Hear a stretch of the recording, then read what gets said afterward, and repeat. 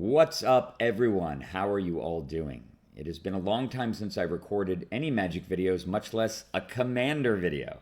And I have a special treat. You might notice that my UI looks a little strange. And the reason is because I'm doing a screen share right now on Discord with my good friend, Nate Prawdzik. Say hi, Nate. Hey, good to be back on the channel. Thanks, Brian. Hell yeah. It's been a while since we've done a little collab. I think the last time we actually did this was when I was testing maybe Canadian Highlander decks, and I recorded it. But we were going to play some Bullszat games, modern Bullszat, which is the first time I've really covered this deck since the massive sea change to the format in the form of 4 bannings, which I covered in an earlier video. But specifically, as far as things that pertain to this build exclusively, the banning of Mana Crypt and Jeweled Lotus, which we have been adjusting for ever since. And I know that as soon as the format changed, Nate's creative juices got flowing again, and he went straight to innovating and testing. So you'll notice a couple of changes. Nate, I may have you talk about them a little bit. But first of all, we added a land. The deck used to have only 30 lands. It now has 31, which is interesting. You can see the Blazemire Verge is in here. Can you highlight that real quick? Interesting. So it adds black mana, and it gives you red if you if you control a swamp or mountain. This is sort of almost like a variant on those tainted lands from a long time ago, which were basically colorless lands unless you controlled a swamp, and then they made 2 colors. This is just objectively better. A swamp that makes red if you control a swamp, essentially, though it doesn't check for itself. And how's the land been working for you so far? Are you happy with it?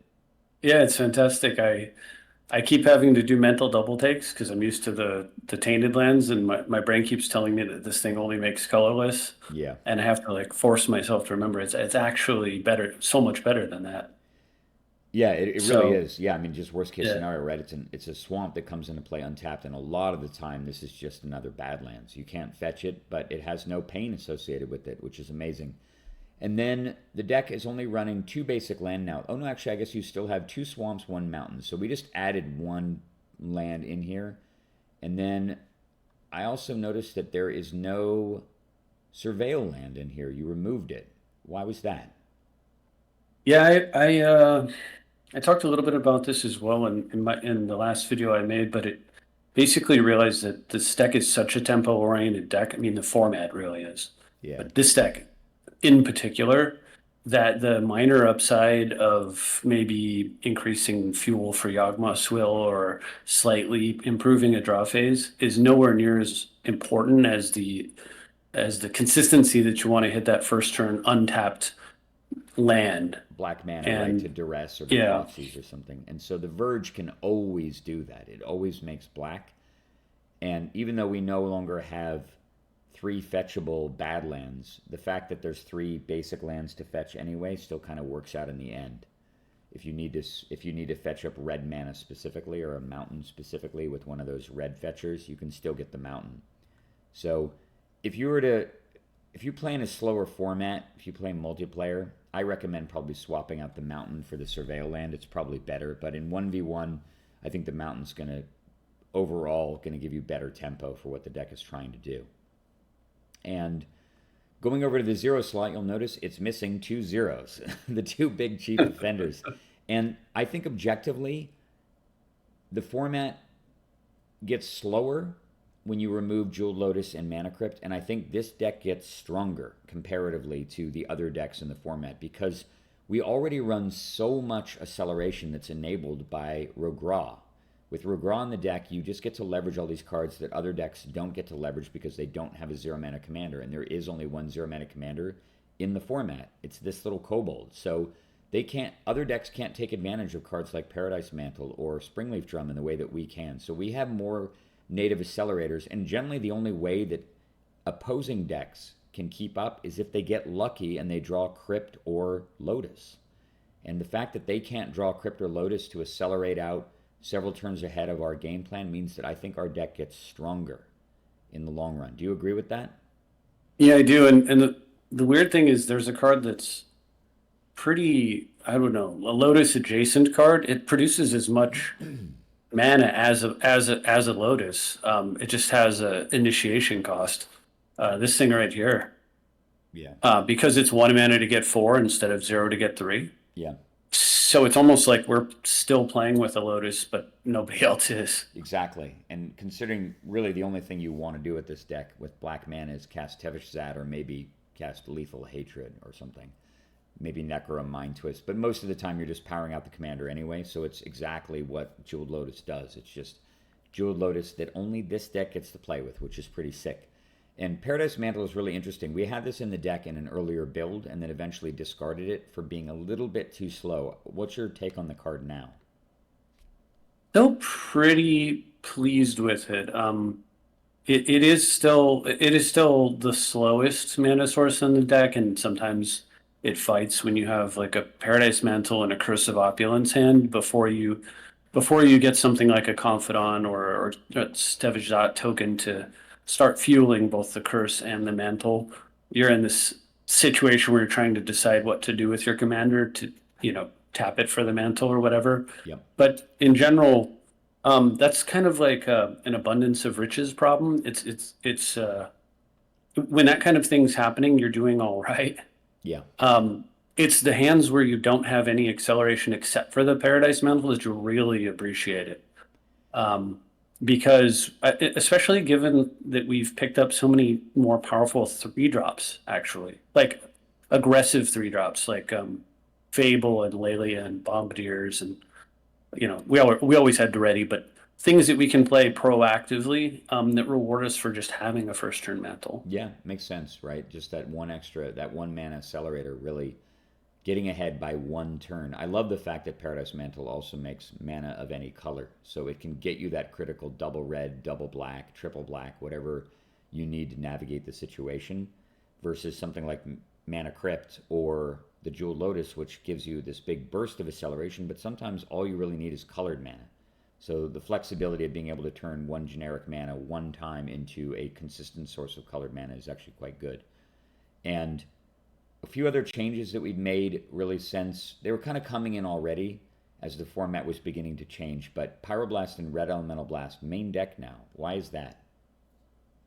Yeah, there's a number of nasty commanders that have been printed in blue. Probably stuff that at some point you and I might want to play around with, but for now they're still on the enemy list, I think.